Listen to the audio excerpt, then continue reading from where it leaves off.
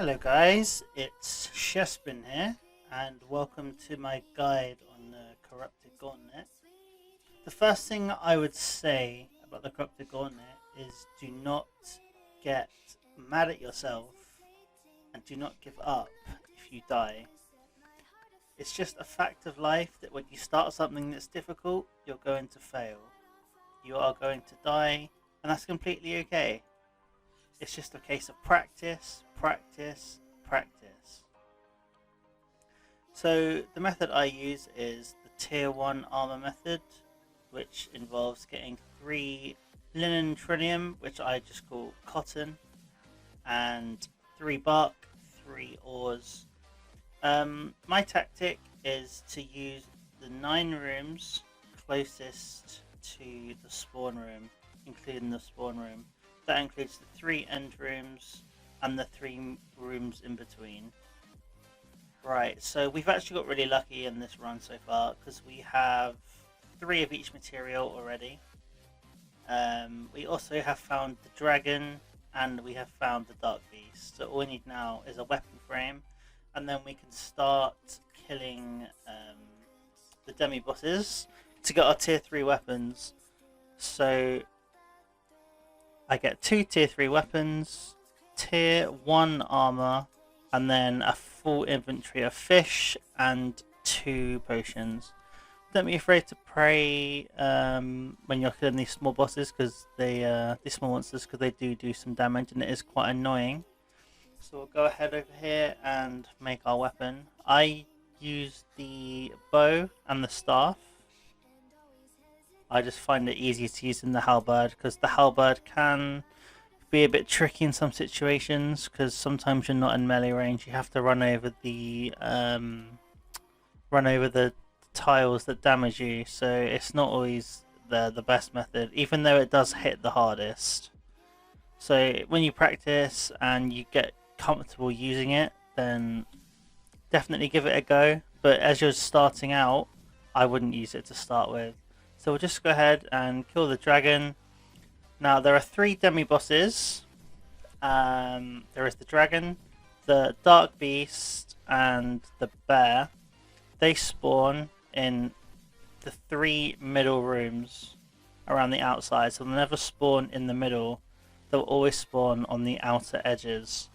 So the bear drops the attachment for a tier 3 melee weapon, and the dark beast drops the attachment for the tier 3 range weapon of the bow, and the dragon drops this orb, which is the attachment for the tier 3 magic weapon. So we've actually done really well here. All we need now is food and shards. So we just have to run around here.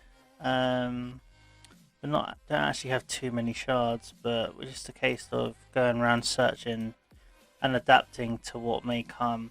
It's just important to keep your health up, because you don't want to be fishing more fish than you need to, because it just wastes time, and you want to be as time efficient as you can without going overboard. You just want to be not rushing and have a comfortable amount of time before you actually have to start the fight.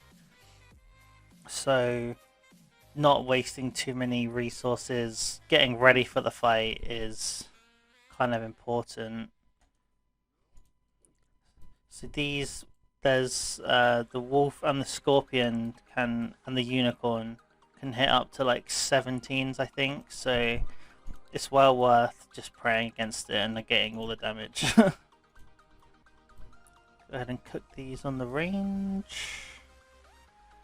So it's 60 per piece. We need 180, plus we need an extra 60, I believe, to make a tier 2 weapon. But it's okay, because we need to go and get more food anyway. So we'll just go ahead and drop that. We'll get another teleport. So I'm using the Runite plugin, which actually tells you which resources are where. So you can see if you've select there. I know there's more fish over there, so I don't need to waste time running around looking for more fish. Praying against the wolf. Ooh. So when I first started doing the Corrupted Gauntlet, it took me, I think, about 20 deaths before I got my first kill. And that's fairly common. Like I said, there are going to be times where you fail, and there are going to be times you die. It's just a matter of learning from your mistakes, and then putting what you've learned into the next run, so you can hopefully minimize the death and minimize the damage. But it's just a matter of learning, taking your time, and trying not to panic. A lot of the times I did used to die in the early stages was because I was panicking, so I would like spam click and I'd end up on the wrong tile, I'd end up on the wrong prayer. So to mix them together, fill that back up. If you can stop attacking the wolf, that'd be nice, thank you.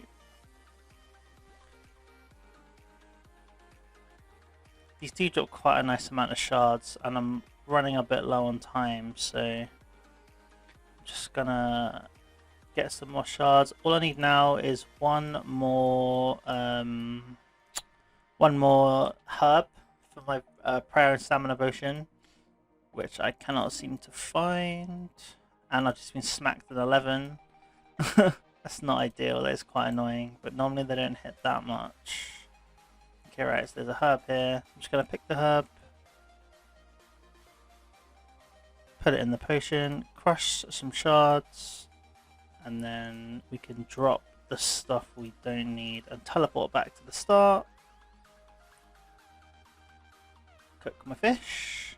I've got 14 fish down already, so I do have some left over, which is nice, so I can just heal up nice and quick.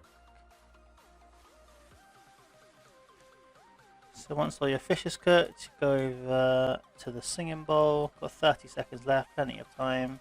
Make the bow, tier 3, make the staff. Pick up all of the stuff for making the armour. So you want 1, 2, 3. Equip that all, then drop the shards.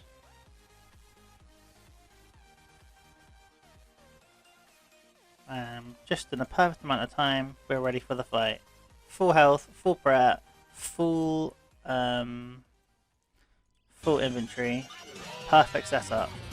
So the boss starts by attacking range. So you pray range at the start of every fight, and after a few attacks, it's going to change prayer, and then it's going to change its prayer as well.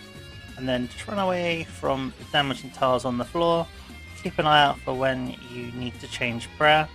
Keep an eye out for the purple attack as well, because the purple attack will turn your prayers off. So you have to be wary, because it will smack you a massive number if you don't have the right prayer on, or any prayers at all on for that matter. Just keep an eye on the prayer, run away from the tornadoes, attack when you can.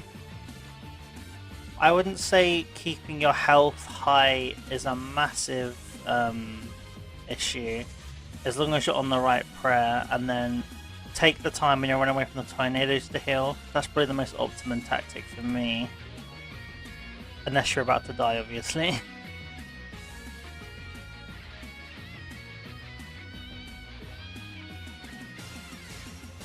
So it's using the tornadoes, it's a nice time to top up on food, top up on prayer. The best way to negate the damage from tornadoes is to run in long straight lines to the opposite corner of the map, of the room. So make sure to turn the prayers back on. So the health bar, he has 1,000 health, the Hunlith has, and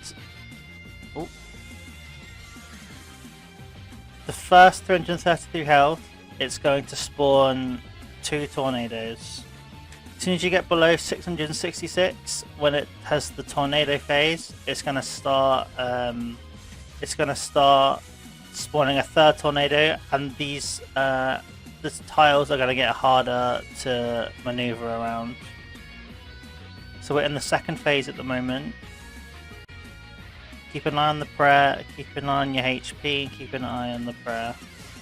And then when the tornadoes come, top up prayer, top up your HP, and just work on staying safe. Don't focus on DPS too much during this phase, just focus on staying alive, because ultimately staying alive is more important, and if you get caught on the wrong square at the wrong time, you're going to take a massive amount of damage.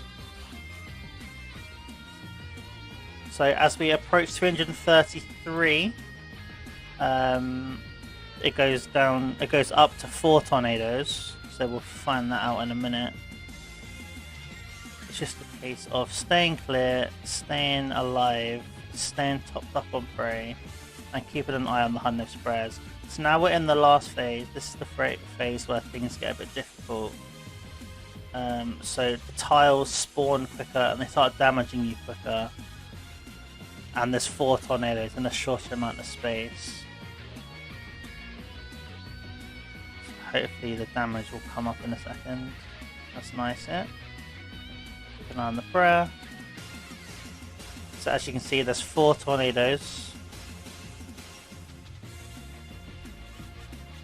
Just a case of staying on the good tiles, staying away from the tornadoes, keeping your health up, and then attacking when the tornadoes disappear.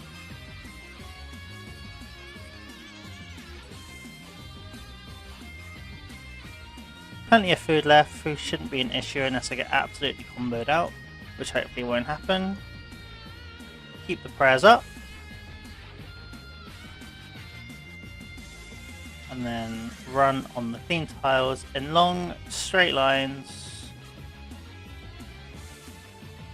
Attack when you're able to, and when it's safe to, change the prayer. Then you've got 100 HP now.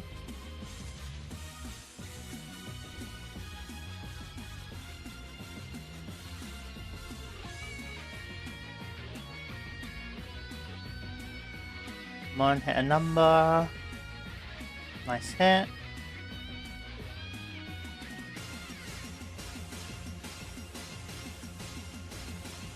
And there's the kill. 12-minute kill. Let's have a look at the loot.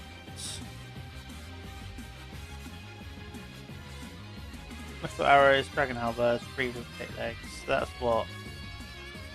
300k drop. Not bad for 12 minutes work. So let's go ahead and look at the scoreboard over here. So as you can see, I have 167 completions and 123 deaths. Now, as I said, I got my first kill after about 20 deaths, maybe even 30. And as I slowly learned more and more of the mechanics and how to deal with the boss and the preparation, a lot of the times I died because I wouldn't have enough food because I'd spend too long getting tier 2 armor, for example. And then panicking on the last phase of the boss. As you can see in the fight I just did, I took everything nice and calm. I didn't panic, I didn't spam click, and when I took damage I just ate straight away. I didn't risk anything and I took it nice and slow. In the start it was overwhelming. I panicked, I didn't really maybe understand everything that was going on, but as time goes on you learn and you understand.